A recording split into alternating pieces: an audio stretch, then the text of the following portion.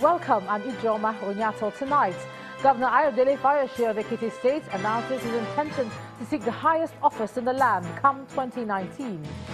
The Economic and Financial Crimes Commission arrests Ekiti State Commissioner of Finance and Accountant General over allegations of misuse of the federal government's bailout funds. In continuation of our series on the country's 57th independence anniversary, tonight our focus is on the economy.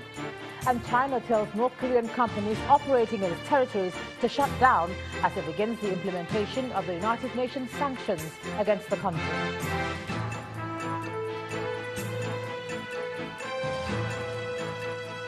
On Business News tonight, financial market leaders discuss ways to increase transparency in Nigeria's debt market.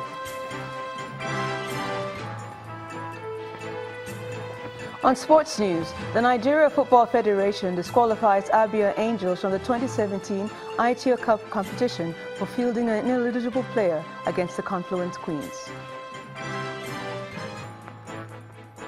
And from Abuja, gunmen abduct an assistant commissioner of police and 6 others along the Benin-Gwari-Funtua Road in Kaduna.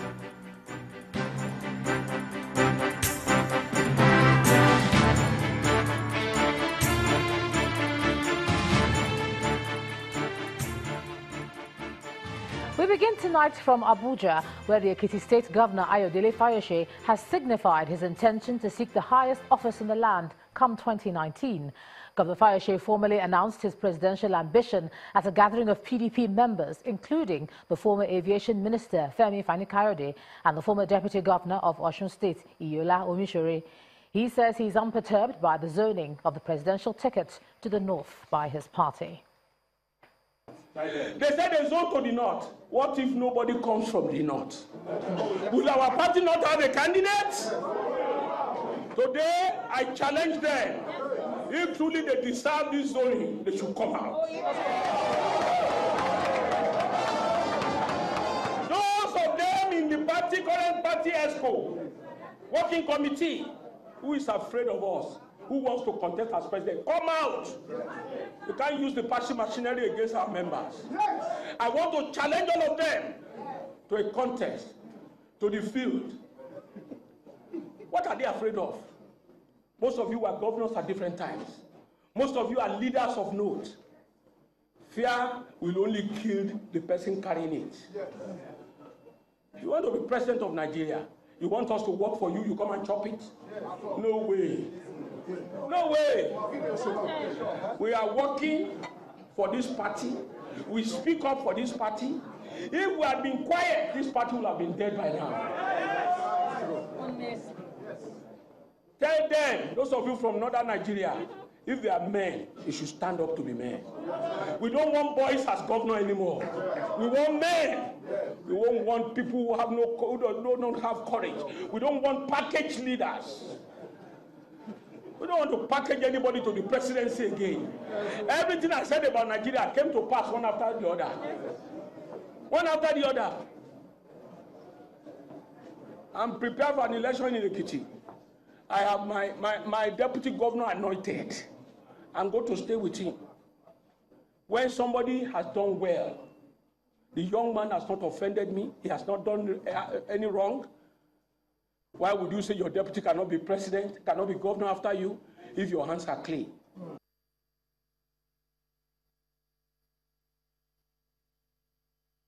Meanwhile, a few hours after that declaration, the Economic and Financial Crimes Commission arrested the Ekiti State Commissioner for Finance, Mr. Toyin Ujo, and the Accountant General, Mrs. Yemisi Olabi. The officials are currently in EFCC custody for interrogation in relation to pending investigations on allegations of misuse of bailout funds by the Ayodele Fayose administration. The anti-graft agency says it picked the officials up today following their refusal to honor previous invitations. Meanwhile, the governor, Ayodele Fayose, has reacted to the arrest of the officials, saying the EFCC has failed to obey a court order restricting the EFCC from making arrests of his officials over such issues. He also linked the arrest to politics, insisting that the president is afraid of his declaration to contest for the presidential election in 2019.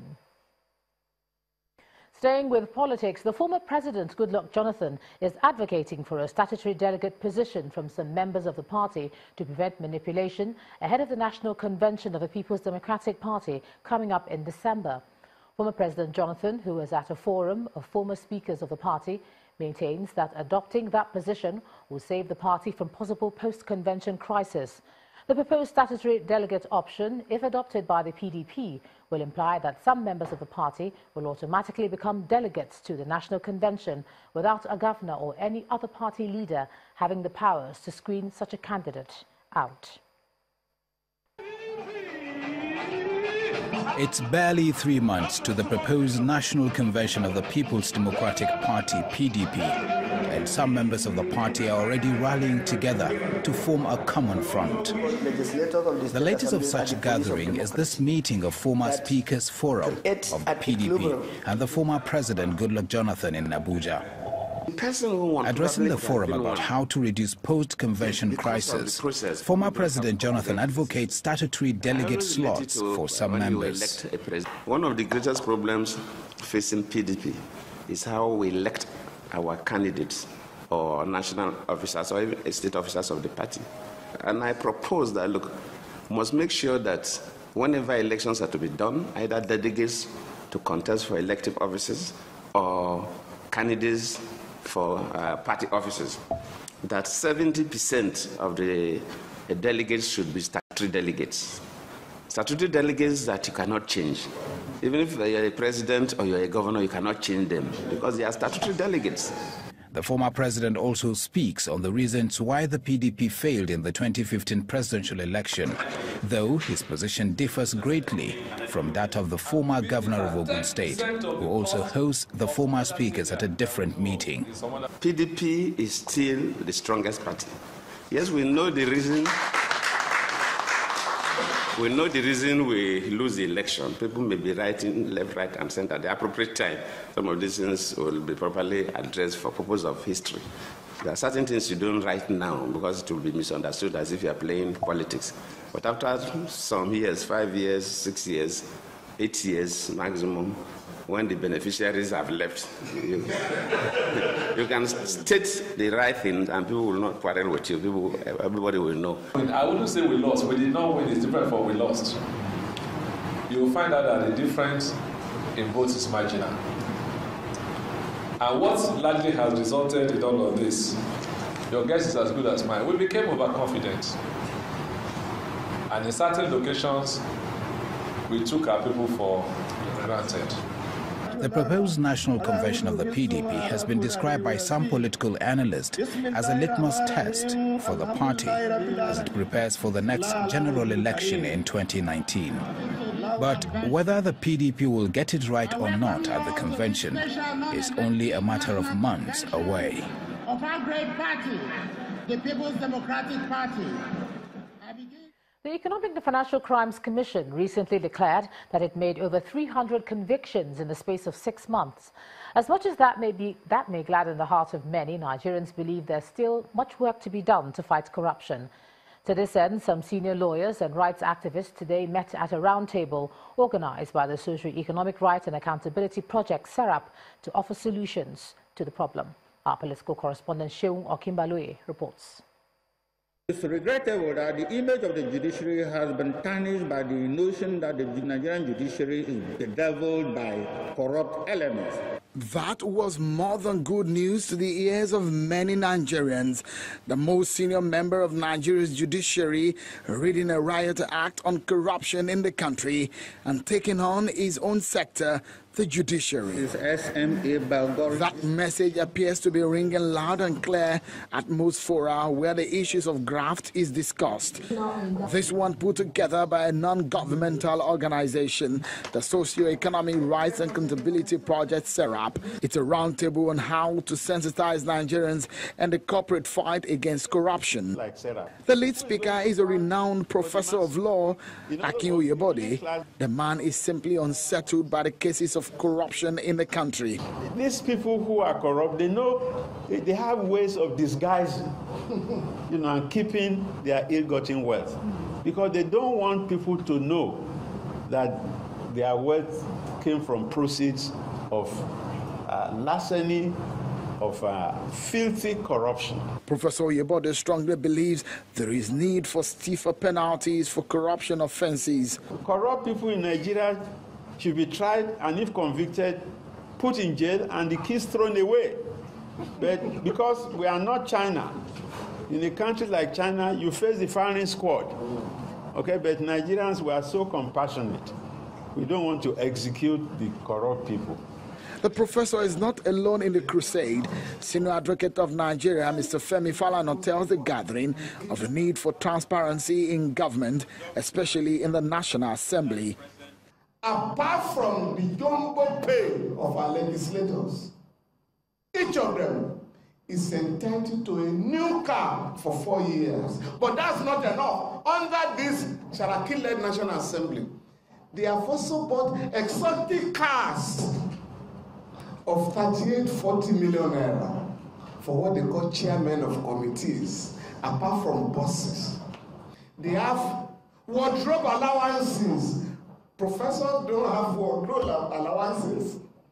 They have hardship allowances. The senior lawyer is happy with some of the reforms in the judiciary, but has this warning for judges about his colleagues. We must get our judges to take control of their courts and manage the courts. Don't allow senior lawyers in particular, senior advocates, to terrorize our courts and our judges. Speakers here believe corruption appears to be endemic in Nigeria, but the warning is the earlier Nigerians stand up to kill it, or else it might come round to kill Nigeria. Shonwa Kimbaloye reporting for Channels Television News.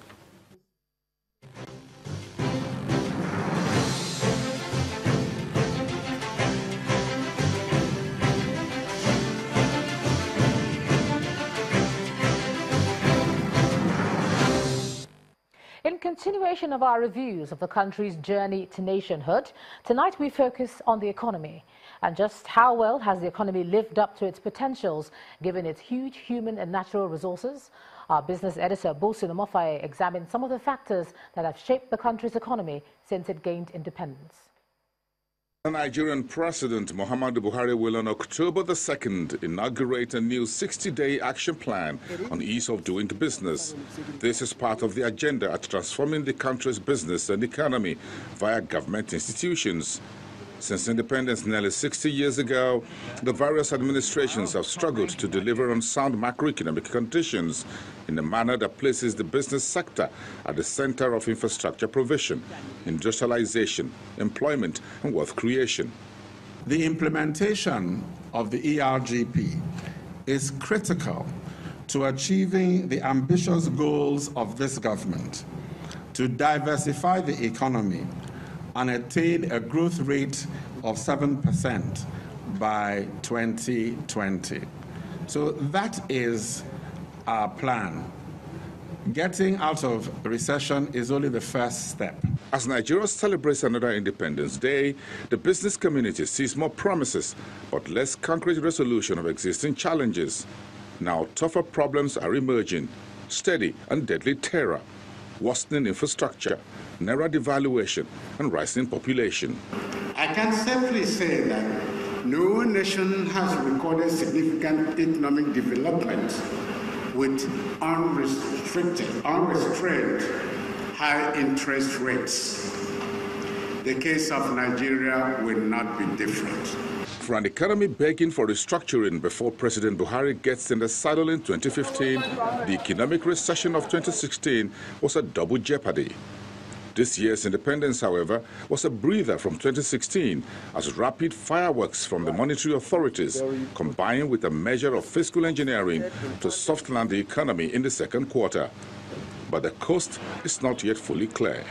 Economic activity will become clearer between now and the first quarter of 2018, when growth is expected to have sufficiently strengthened and gains in receding inflation very obvious.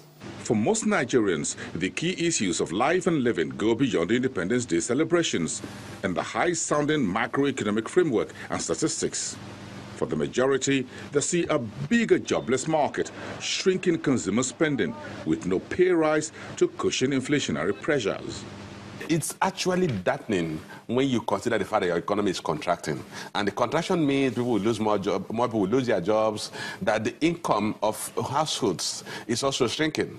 But once your economy begins to expand, you have a feel-good feeling that, look, the future is looking better. October 1st, 1960 was a historic day for Nigeria, and at every Independence Day, Nigerians, old and young, reflect on the journey so far. In 2017, the reflections are hardly different. All eyes are on President Buhari and what his administration will be able to deliver. Bosin Amafaye, Channels Television News. In part 2, after the break, more perspective on the review of the economy as the country celebrates 57th independence anniversary, and we'll be joined by an economist, Mr. Gabriel Idahosa. That's in a moment. Please stay with us.